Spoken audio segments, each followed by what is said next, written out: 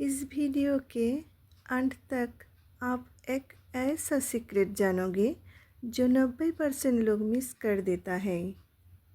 कहानी की शुरुआत में कुछ हाईटेक सबमरीन्स को दिखाया जाता है जो कि नॉर्थ अटलांटिक ओशन में 3800 मीटर की गहराई में होती हैं। दरअसल आज से 84 साल पहले 15 अप्रैल 1912 को टाइटैनिक जहाज समंदर में डूब गया था और उसी के साथ डूब गया था एक बेशकीमती हीरा, the heart of the ocean. और आज इसी हीरे की तलाश में ब्रोक लेविट अपनी टीम के साथ यहाँ आया होता है। काफी तलाश करने के बाद उन्हें एक लॉकर दिखाई देता है जिसे लेकर वो जल्द से अपने डेक पर वापस आ जाते हैं। ऊपर आकर वो सभी लोग बहुत खुश होते हैं और लॉकर को खोलकर देखते हैं। लॉकर खोलने पर उनके हाथ कुछ नहीं लगता। लॉकर में से बस कुछ नोट्स और एक ड्राइंग निकलती है जिसे देखकर सब लोग परेशान हो जाते हैं। लेकिन बाद में जब वो लोग उस ड्राइंग को देखते हैं तो उसमें एक लड़की का स्केच होता है जिसने अपने गले में वो हीरा पहना होता है। उस स्केच के साथ डेट भी लिखी होती है 14 अप्रैल 1912। मतलब कि ये वही वक्त था जिसके एक दिन बाद टाइटैनिक जहाज समंदर में डूब गया था। अब ये काफी बड़ी न्यूज बन जाती है और दुनिया भर के न्यूज चैनल्स पर इसको दिखाया जाता है। इसके बाद हमें एक बूढ़ी औरत को दिखाया जाता है जो अपने घर में मिट्टी के बर्तन बना रही होती है। तभी उसकी नजर न्यूज पर पड़ती है जिसमें ब्रोक लेविट अपनी डिस्कवरी के बारे में टीवी पर बता रहा होता है। वो अपनी पोती से टीवी की आवाज बढ़ाने को कहती है और न्यूज देखकर कहती है कि कमाल की बात है। दरअसल ये बूढ़ी औरत और कोई नहीं बल्कि ये वही औरत है जिसका इस टाइटैनिक से ब्रोक लेविट को मिला है। इस बूढ़ी औरत का नाम रोज डॉसन है। वो अपनी पोती से ब्रोक लेविट को फोन लगाने के लिए कहती है। फोन पर वो लेविट से पूछती है कि क्या आपको हार्ट ऑफ द ओशन मिल गया। लेविट बोलता है कि नहीं, लेकिन क्या आप बता सकती हैं कि इस स्केच में वो औरत कौन है। तब रोज बोलती है कि हाँ,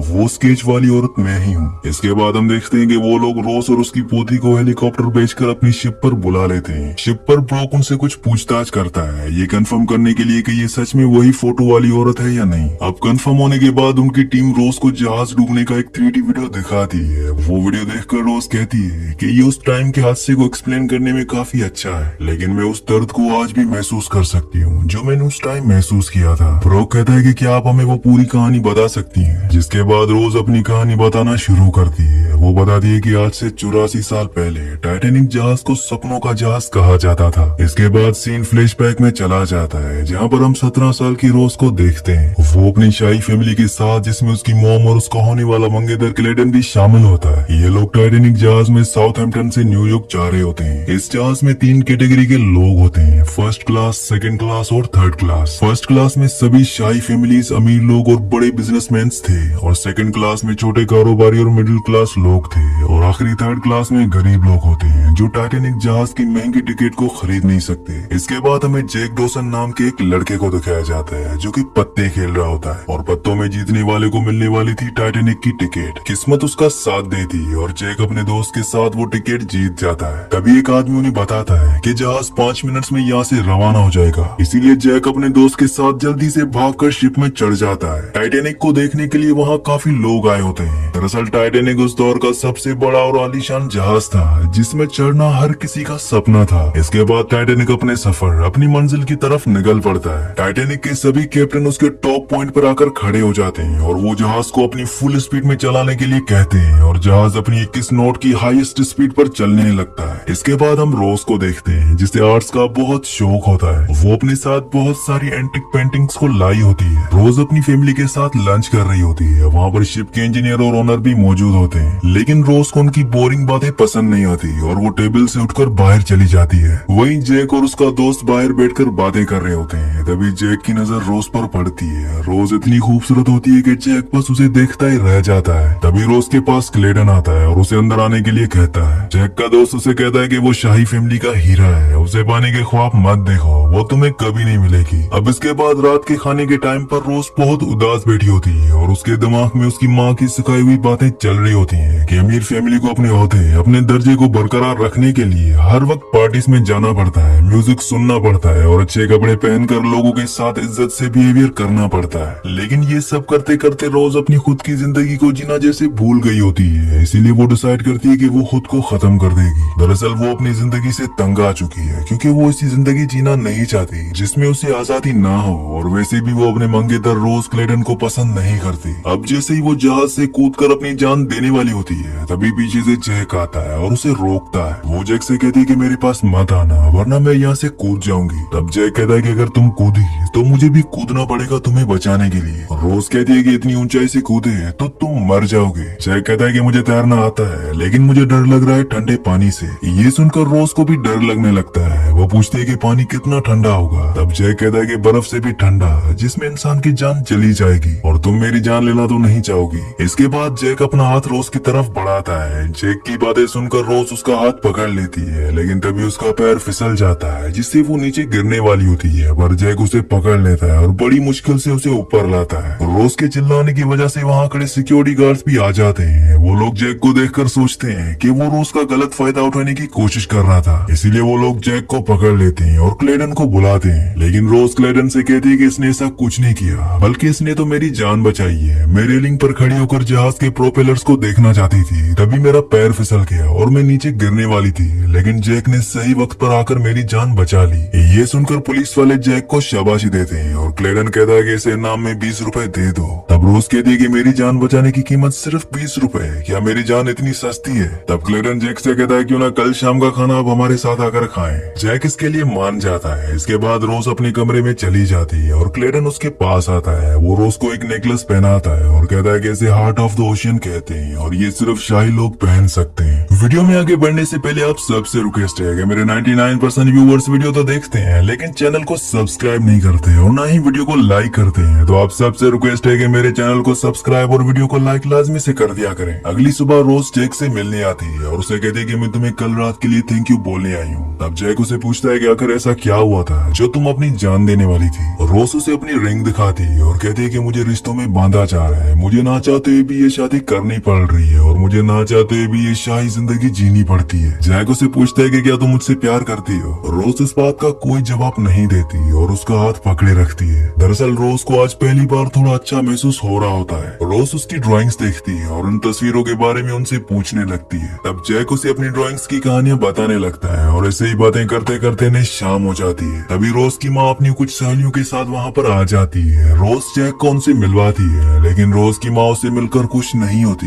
क्योंकि उनकी नजर में जैक एक मामूली इंसान है। अब इसके बाद वो रोज को वहाँ से ले जाती है। यहाँ पर एक लेडी जिसका नाम मिस ब्राउन होता है, जो कि रोज की माँ की सहेली है, वो जैक से पूछती है कि तुम आज रात क्या पहनने वाले हो। अब जैक अपने कपड़ों की तरफ इशारा करता है, यानी कि वो यही कपड़े पहनने वाला है। लेकिन मिस ब्राउन उसे अपने साथ ले जाती है और उसे अच्छे कपड़े पहनाती है और बताती है कि ये कपड़े मैंने अपने बेटे के लिए बनवाए थे और तुम भी मेरे बेटे जैसे ही हो। इसके बाद जैक बिल्कुल अच्छे से तैयार होकर पार्टी में पहुंचता है। डिनर टेबल पर रोज की माँ और क्लेडन उसकी बेइज्जती करने की कोशिश करते हैं। क्लेडन कहता है कि मिस्टर डॉसन थर्ड क्लास से आए हैं, ना तो कोई इनका बिजनेस है और ना ही रहने का ठिकाना। तब जैक कहता है कि कल तक मैं फुटपाथ पर था और आज आप सभी के बीच में बैठकर शैंपेन पी रहा हूँ। ये जिंदगी किसी भी वक्त कोई भी मोड़ ले सकती है, इसीलिए हमें इसका हर एक पल जी भर के जीना चाहिए, हर एक पल को महसूस करना चाहिए जो जिंदगी ने हमें दिया है। जैक की ये बातें सुनकर वहाँ पर बैठे सभी लोग काफी खुश हो जाते हैं। फिर जैक वहाँ से जाने का डिसाइड करता है, लेकिन जाने से पहले वो रोज के हाथ में पर्ची दे देता है जिसमें लिखा होता है कि मुझे 9 बजे गाड़ी के पास आकर मिलो। जिसके बाद ठीक 9 बजे रोज उससे मिलने के लिए पहुंच जाती है। जैक उसे कहता है कि असली पार्टी में जाना चाहोगी। इसके बाद हम देखते हैं कि ये दोनों थर्ड क्लास में जाकर खूब एंजॉय करते हैं और साथ ही डांस भी करते हैं। लेकिन क्लेडन का एक आदमी रोज को वहाँ पर देख लेता है और वो सब कुछ जाकर क्लेडन को बता देता है। इस बात से क्लेडन को बहुत गुस्सा आता है। वो रोज पर बहुत चिल्लाता है। शाम को रोज की माँ उनके पास आती है और कहती है कि हम धीरे धीरे गरीब होते जा रहे हैं, हमारे पास सिर्फ हमारा नाम ही बचा है और अगर तुम क्लेडन से शादी नहीं करोगी तो हम लोग जमीन पर आ जाएंगे। तब रोज उसे कहते हैं कि आखिर मैं ही क्यों,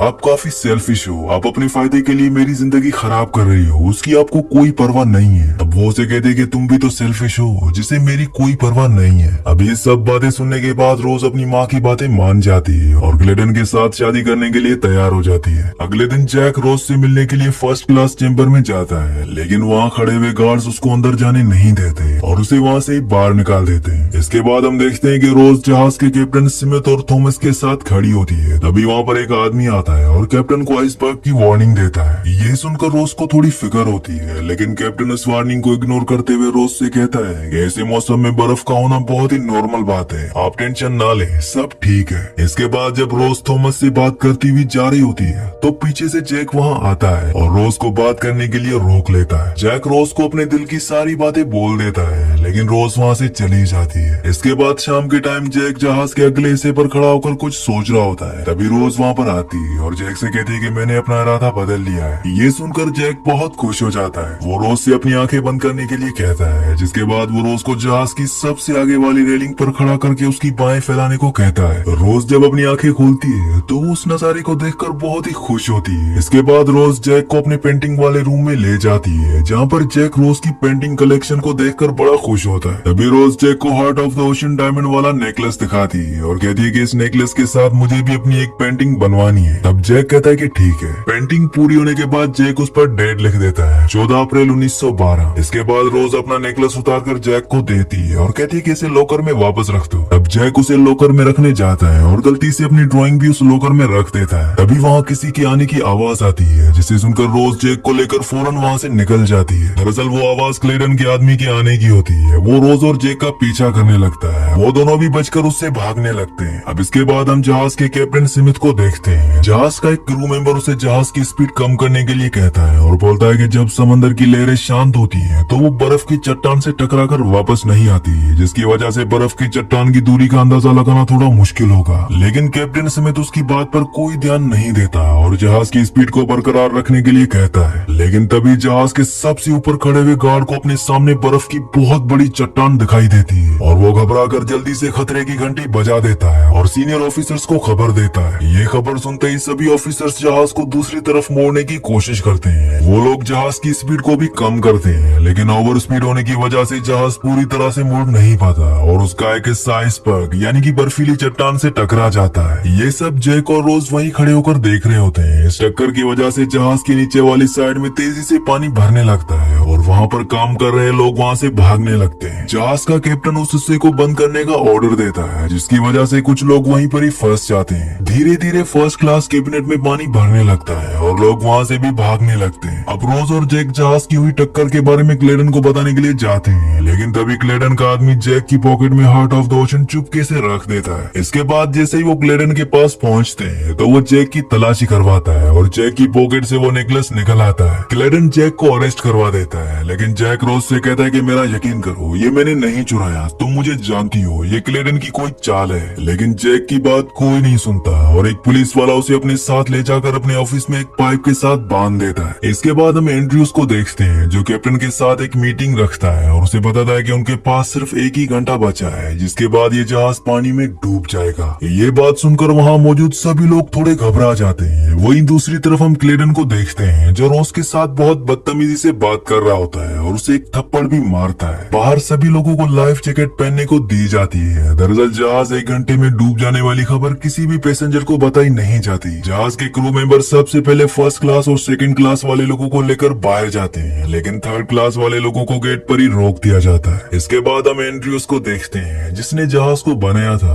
वो अपने चेहरे पर एक उदासी लिए जा रहा होता है। तब रोज उसे देखती है और पूछती है कि मैंने चट्टान को टकराते हुए देखा था और अब आपके चेहरे पर डर देख रही हूँ, आखिर बात क्या है। तब एंड्रयूज कहता है कि 1 घंटे में जहाज पूरी तरह से पानी में डूब जाएगा। ये खबर सुनते ही रोज और क्लेडन हैरान हो जाते हैं, क्योंकि इन्हें ऐसा लगता था कि ये जहाज कभी डूब नहीं सकता। एंड्रयूज उन्हें जल्द से जल्द लाइफ बोट पर पहुंचने के लिए कहता है। दूसरी तरफ जहाज में थर्ड क्लास पैसेंजर्स को ऊपर आने से रोक दिया गया होता है। वहीं फर्स्ट क्लास वाले पैसेंजर्स को लाइफ बोट में बिठाकर नीचे भेजा जा रहा होता है। यहाँ पर क्लेडन रोज से जैक के बारे में भला बुरा कहता है, साथ ही रोज को भी बहुत कुछ गलत बातें बोलता है, जिससे रोज समझ जाती है कि जैक ने चोरी नहीं की, इसलिए वो जल्दी से भागकर जैक को बचाने जाती है। रोज बड़ी मुश्किल से जैक को ढूंढती है, लेकिन तब तक वहाँ पर भी पानी भरना शुरू हो जाता है। जैक रोज को देखकर बहुत खुश होता है, लेकिन जैक के हाथ हथकड़ी से बंधे होते हैं, इसलिए जैक रोज को चाबी ढूंढने के लिए कहता है, लेकिन रोज को चाबी नहीं मिलती। उसे कुछ समझ नहीं आ रहा होता कि अब वो क्या करे। वो फिर से बाहर जाती है। तब रोज की नजर कुल्हाड़ी पर पड़ती है और वो उस कुल्हाड़ी को लेकर जैक के पास वापस आती है और उसकी हथकड़ी को कुल्हाड़ी की मदद से तोड़ देती है। लेकिन तब तक वहाँ पर बहुत ज्यादा पानी भर जाता है। पर किसी तरह से वो दोनों वहाँ से निकलकर थर्ड क्लास कैबिनेट में पहुँचते हैं, जहाँ पर गार्ड्स ने लोगों को रोका होता है। लेकिन जैक और उसके कुछ दोस्त मिलकर उस गेट को तोड़ देते हैं और वहाँ से भागते हुए जहाज के ऊपर वाले हिस्से में पहुँचते हैं। और ऊपर आकर वो देखते हैं कि सभी लोग अपनी जान बचाने के लिए इधर उधर भाग रहे होते हैं। साथ ही लाइफ बोट्स भी खत्म होने वाली होती है, इसीलिए लोग जबरदस्ती लाइफ बोट्स पर चढ़ने की कोशिश कर रहे होते हैं। जैक और रोज भी भागकर एक लाइफ बोट के पास पहुंचते हैं, लेकिन लाइफ बोट पर सिर्फ औरतों और बच्चों को ही ले जाया जा रहा होता है। वही हम क्लेडन को देखते हैं, जो अपने लॉकर से सारे पैसे और उस नेकलेस को निकाल कर अपनी जैकेट में रख लेता है। वहाँ पर जैक रोज को बोट पर जाने के लिए बोल रहा होता है, लेकिन रोज अकेले जाने से मना कर देती है। तभी क्लेडन रोज को अपनी जैकेट पहनाता है और कहता है कि तुम फिक्र मत करो, तुम आराम से बोट पर जाओ, मैंने अपने और जैक के लिए दूसरी तरफ इंतजाम कर लिया है। तो क्लेडन जैक से कहता है कि देखा, मैं जीत गया, अब तुम यहीं पर मरोगे, मैंने तुम्हारे लिए कोई इंतजाम नहीं किया है। तभी रोज लाइफ बोट से कूदकर वापस जहाज पर चढ़ जाती है। जैक भागते हुए रोज के पास पहुंचता है और रोज को अपने गले से लगा लेता है। तब क्लेडन अपने गुस्से को रोक नहीं पाता और इन दोनों पर गोली चलाने लगता है। जैक और रोज क्लेडन से बचते हुए नीचे की तरफ भागते हैं और क्लेडन भी उनके पीछे भागता है, लेकिन नीचे पानी भरा होता है, इसलिए वो आगे नहीं जाता और वो वहीं खड़ा होकर हंसने लगता है। ये देखकर क्लेडन का आदमी कहता है कि क्या हुआ, तुम हंस क्यों रहे हो? क्लेडन कहता है कि मैंने वो नेकलेस जैकेट में रख दिया था और वो जैकेट मैंने रोज को पहना दी।